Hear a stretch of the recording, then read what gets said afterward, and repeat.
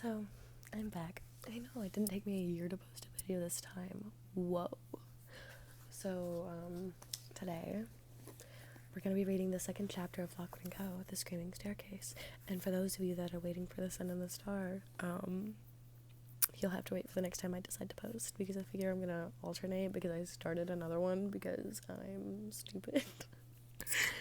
So, here's the second chapter to Lockwood Co, The Screaming Staircase. By the way, the show came out and it was so fucking good. I'm sorry. If there are any kids watching this, I'm sorry. But it was so fucking good. Okay, I'll stop. Literally, almost every other line from the show was a line from the book. Direct quote. It was amazing. And guess what? After one season, Netflix decided to cancel it, like they do all good things in life. So now I'm depressed, and that's why I'm doing a second chapter. Alright, without further ado, I guess. When you go out hunting wicked spirits, it's the simple things that matter most. The silvered point of your rapier flashing in the dark, the iron fillings scattered on the floor, the sealed canisters of best Greek fire, ready as a last resort. The tea bags, brown and fresh and plentiful and made, for preference, by Pick Brothers of Bond Street, are perhaps the simplest and best of all. Okay, they may not save your life like a sword tip or an iron circle can, but they haven't the protective power of a sudden wall of fire, but they do provide something just as vital. They help to keep you sane. It's never pleasant sitting in a haunted house waiting in the dark. The night presses in around you and the silence beats against your ears, and soon, if you're not careful, you start to see or hear things that are the products of your mind. In short, you need distractions. Each of us at Lockwood Co has our preferences. I do a bit of drawing, George has his comics, Lockwood reads the gossip magazines, but all of us like our tea and cookies. And that night in Hope's house was no exception. In the Hope's house. We found the kitchen at the far end of the hall, just beyond the stairway. It was a nice enough room, neat and white and modern, and noticeably warmer than the hall. It had no supernatural traces of any kind. All was quiet. The knocking sound I'd heard was inaudible here, and there was no repetition of the nasty bumping on the stairs. Okay, little warning. My voice is so raspy. I've been coughing literally all week because allergies, and my nose is annoying, to say the least. So I apologize for my raspy voice, but enjoy, I guess. Okay, back to the book. I got the kettle I'm so sorry. I got the kettle going while Lockwood lit an oil lamp and set it on the table. By its light, we took off our rapiers and work belts and laid them out before us. Our belts have 7 separate clips and pouches. We went through these in silence, systematically checking the contents while the kettle wheezed and huffed away. We'd already checked everything back in the office, but we were more than happy to do it again. A girl at Rotwell's had died the previous week after forgetting to restock her magnesium flares. I'm sorry. Outside the window, the sun was gone. Faint clouds choked the blue-black sky, and mists had risen to engulf the garden. Beyond black hedges, lights shone in other houses. They were near, but also distant, cut off from us like ships passing across deep water. We put the belts back on and checked the Velcro fasteners around the rapiers. I fixed the tea and brought it to the table. Lockwood found the cookies. We sat together while the oil lamp flickered and shadows danced in the corners of the room. At last, Lockwood pulled the collar of his overcoat high around his neck. "Let's see what Mrs. Hope has to say for herself," he said. He stretched out a long, thin hand for the folder lying on the table. Lamplight glimmered darkly in his flop of hair. You guys, I have a type for mentally ill, tall, black-haired dudes.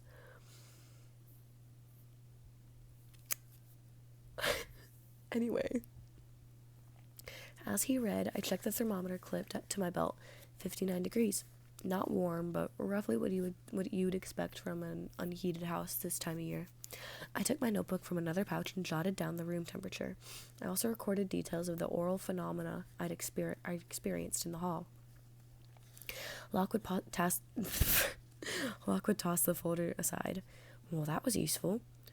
Really? No, I'm being ironic. Was it sarcastic? I can never remember. Irony's cleverer, so you're probably being sarcastic. What did she say? Absolutely nothing of use. She might as well have written it in Greek for all the good it does us. Here's a summary. The Hopes have lived here for 2 years. Before that, they were down in Kent somewhere. She gives us a lot of irrelevant details about how happy they were. Hardly any curfews, ghost lamps never on. How you could go for a walk late evening and only meet your living neighbours. That sort of thing. Don't believe a word of it myself. Kent had one of the biggest outbreaks of anywhere outside London, according to George. I sipped my tea. It's where the problem began, I thought. So they say.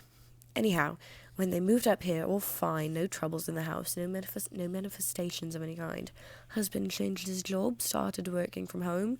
That's 6 months ago. Nothing funny going on. Then he fell down the stairs and died. Hold it, I said. How did he fall? Tripped, apparently. What I mean is, was he alone? According to Mrs. Hope, he was. She was in bed. Happened during the night. She says her husband was a bit distracted in the weeks before he died. Hadn't been sleeping well. She thinks he got up to get a drink of water. I grunted non-committally. Right. Lockwood flashed me a glance. You think she pushed him? Not necessarily. But it would provide a motive for the haunting, wouldn't it? Husbands don't normally haunt wives, except when there's a reason.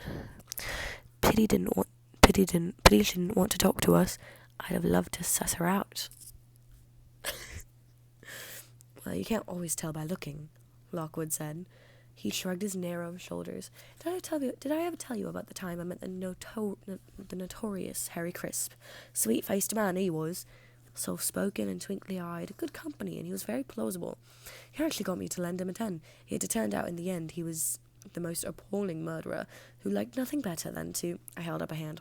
You did tell me that. About 1,000,000 times. Oh, well, the point is, Mrs. Hope could be coming back for a host of reasons. Mr. Hope could be coming back for a host of other reasons that aren't to do with vengeance. Something left undone, for instance. A will he hasn't told his wife about, or some stash of money hidden under the bed. Yeah, maybe. So the disturbances began soon after his death. A week or 2 later. She was mostly away from the house up until then. Once she'd moved back, she began to be aware of an unwelcome presence. He tapped the folder. Anyway, she doesn't describe it here. She said she'll give a full account to our receptionist over the phone. I grinned. Receptionist? George don't like that. Well, I've got his notes with me, if you want to hear 'em. Go on, then. Lockwood sat back expectantly. What's she been saying? George's notes were in an inside pocket of my jacket. I took them out and unfolded them, smoothing the papers on my knee. I scanned them briefly, cleared my throat. Are you ready? Yes. A moving shape. With great ceremony, I refolded the paper and put them away. Lockwood blinked in outrage. A moving shape? That's it, no further details. Come on, was it big, small, dark, or bright, or what? It was, and I quote, a moving shape that appeared in the back bedroom and followed me out across the landing. Word for word, that's what she told George. Lockwood dunked a forlorn cookie in his tea. Hardly the finest description of all time. I mean, you wouldn't want to try to sketch from it, would you? No, but she's an adult. What do you expect? It's never going to be any good.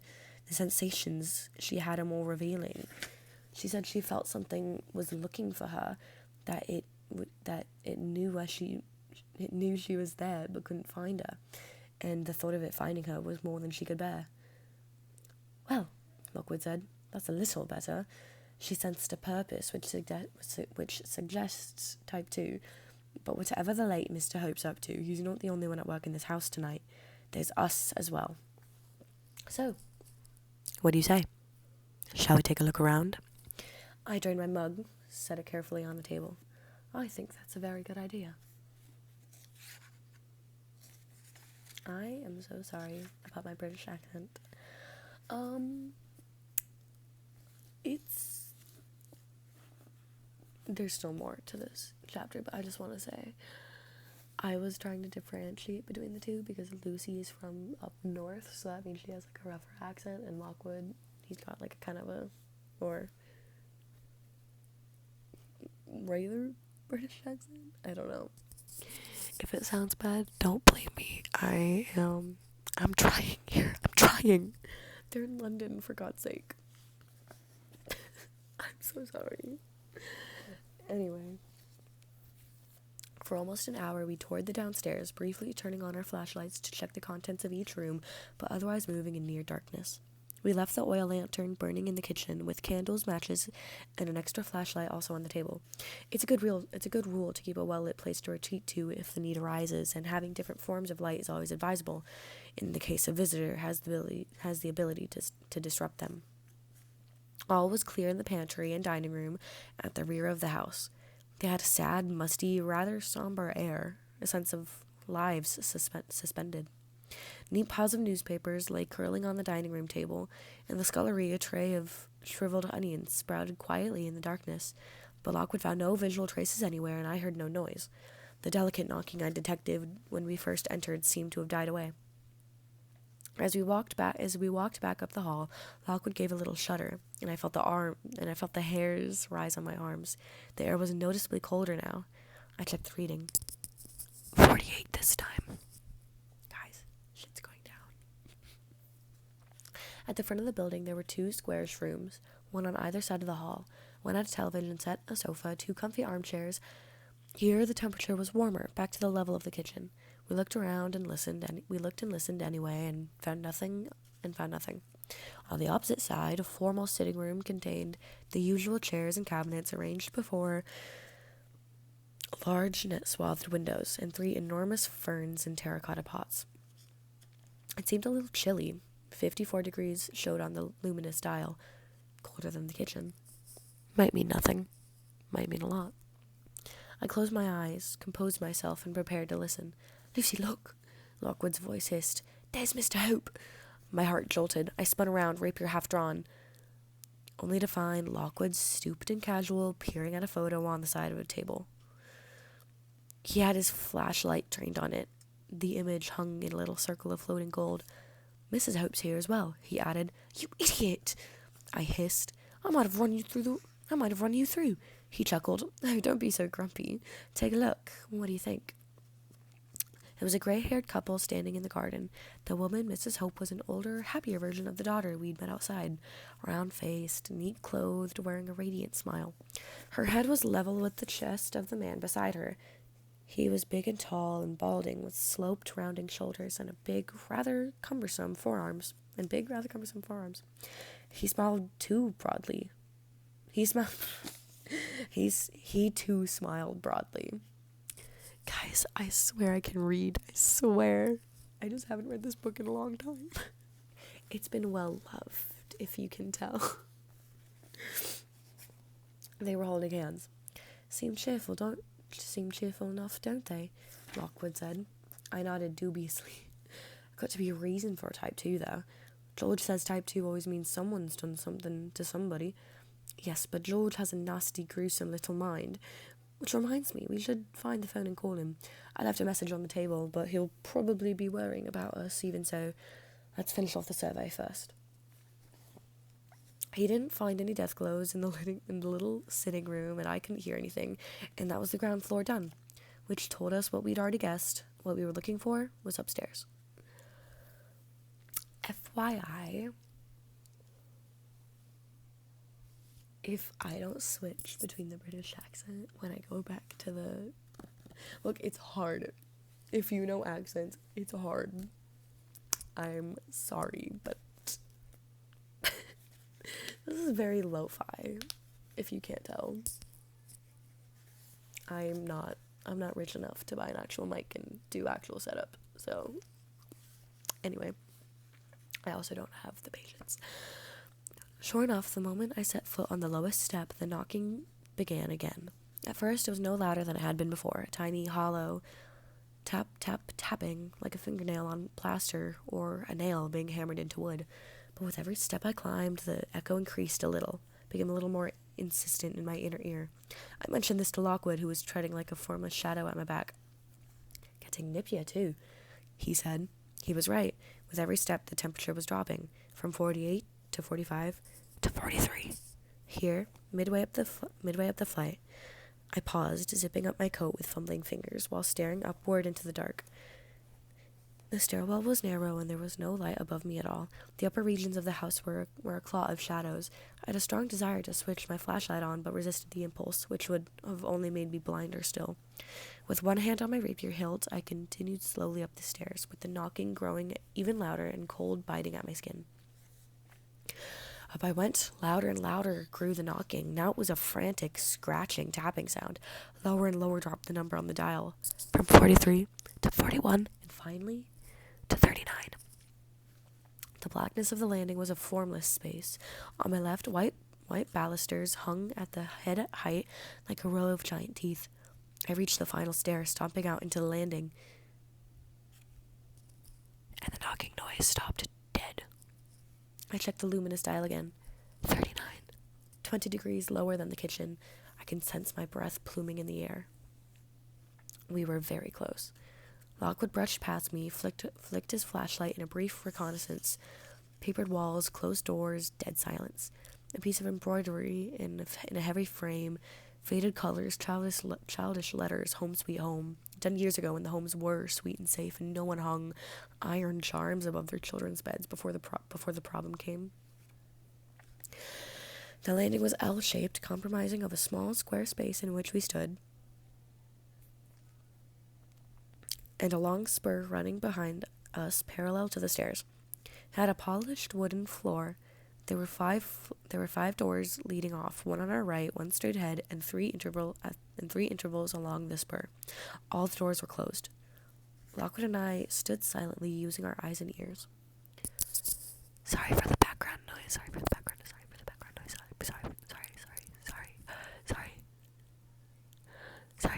noise. My mom's watching a movie. But anyway, "Nothing," I said at last. As soon as I got up to the top, the knocking noises stopped. Lockwood took a while to speak. "No death glows," he said. From the heaviness in his voice, I knew that he too felt malice, that strange sluggishness, that dead weight in the muscles that comes when a visitor is near. He sighed faintly. "Well, ladies first, Luce. Pick a door." "Not me. I picked a door in that orphanage case. You know what happened then." That all turned out fine, didn't it? Only because I ducked." "All right, let's take this one, but you're going in first." I'd chosen the nearest, the one on the right. It turned out to lead to a recently remodeled bedroom. Modern tiling gleamed eagerly as the flashlight swept by. There was a big white bathtub, a sink, a toilet, and also a distant smell of jasmine soap. Neither of us found anything noticeable here, though the temperature was the same as on the landing. Lockwood tried the next door. It opened into a large back bedroom, which had been converted into possibly the messiest study in London. The flashlight beam showed a heavy wooden desk beneath the curtained window. The desk was almost invisible under the stacks of papers. And further teetering piles were placed, higgledy-piggledy, all across the room. "What is higgledy-piggledy?" "Jonathan Stroud, what were you thinking?" Anyway, where was I? A row of dark bookshelves, chaotically filled, ran down 3/4 of the far side wall. There were cupboards, an old leather chair beside the desk, and a faintly masculine smell about the room. I tasted aftershave, whiskey, even tobacco. It was bitterly cold now. The dial at my belt showed 36. I stepped carefully around the paper stacks and pulled apart the curtains, disturbing enough dusk to set me coughing. Dim white light from the houses across the garden drifted into the room. Lockwood was looking at an ancient, frayed rug on the wooden floor, nudging it to and fro with the toe of his shoe. "Old pressure marks," he said. "Used to be a bed here before Mr. Hope took over," he said, surveyed surveyed the room. He shrugged, surveyed the room. Maybe he's come back to sort his paperwork. This is it, I said. This is where the source is. Look at the temperature, and don't you feel that? And don't you feel heavy, almost numb? Lockwood nodded. Plus, this is where Mrs. Hope saw her legendary moving shape. Moving shape.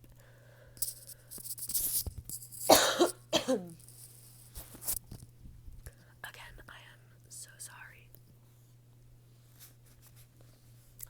A door slammed loudly somewhere below us in the house. Both of us jumped. I think you're right, Lockwood said. This is the place. We should rig up a circle here. Filings or chains? Oh, filings. Filings will be fine. Are you sure? It's not even 9 o'clock and its power's already strong. Not that strong. Besides, whatever Mr. Hope wants, I can't believe he's suddenly turned malevolent. Filings will be more than adequate. He hesitated. Also, I looked at him. Also what? I forgot to bring the chains. Don't stare at me like that. You do weird things with your eyes. You forgot to bring the chains. Lockwood. George took them out to oil them, and I didn't check that he'd put them back, so it's George's fault, really. Listen, it doesn't matter. We don't need them for a job like this, do we? Get the iron set up while I scan the other rooms. Then we focus here. I had a lot more to say, but now wasn't the time. I took a deep breath. Well, don't get into trouble, I said. Last time you went wandering off during a case, you got yourself locked in a bathroom. A ghost shut me in, I keep telling you. So you claim, but there was not a shred of evidence that... But he was already gone. It didn't take me long to carry out my task. I hauled several stacks of dusty, yellowed paper to the edges of the room to make space in the center of the floor. Then I pulled the rug aside and scattered the filings in a circle, giving it a fairly small radius, so as to not waste the iron. This would be our primary refuge, where we could retreat if necessary, but we might need other circles too, depending on what we found. I went out onto the landing. I'm just going to get some more iron. I'm just going down to get some more iron. That was so bad, don't even. Lockwood's voice echoed from a nearby bedroom. Fine. Can you put the kettle on? Yeah. I crossed the stairs, glancing at the open bathroom door. When I put my hands on the banister rail, the wood was freezing to the touch. I hesitated at the top, listening hard, then descended toward the grainy illumination of the hall. A few steps down, I thought I heard a rushing noise behind me, but when I turned back, I saw nothing. With my hand on my rapier hilt, I continued to the bottom and walked along the hall, where the kitchen's warm glow shone through a crack in the door. Dim as it was, the lantern light made me screw my eyes up as I went in. I helped myself to a cheeky biscuit, rinsed out the mugs, and put the kettle on again. Then I picked up 2 duffel bags and, with some difficulty, pried the hall door open with my foot. I moved back out into the hall, which, thanks to the bright kitchen, seemed even darker than before. There was no sound in the house. I couldn't even hear Lockwood. Presumably he was still scanning the final bedrooms. I climbed the stairs slowly, from cool to cold to colder, holding the heavy bags awkwardly on either side. I reached the landing and heaved the bags down with a little sigh. When I raised my head to call Lockwood, I saw a girl standing there. And that is the end of chapter 2. What do you guys think so far? This is one of my favorite books. Although, okay, I read this book series, Lockwood Co. It's the book series that got me to like reading, and now I read so much. All my teachers and my friends can attest. My teachers always have to tell me to put my books away. But, yeah, no, this book series, it means so much to me, and I hope that you guys enjoy it as much as I do. I read the second book first. I know, so sad. Because my school didn't have the first one, so I read the second one, and Miss McGee, the librarian at the time, came up to me and she was like, do we need the first one? Is it, like, crucial to the story? Do we have to get it? And I was like, well, no, but you should once I finally read the first one. So thank you, Miss McGee, for making me read Lockwood Co. You got me to like reading. Well, no, she didn't make me. I wanted to. I asked her for some book recommendations because I was just starting to like reading. So But this book series, I almost cried when I saw the TV show come out. Anyway, I love you guys so much. My 3 subscribers. Hey guys.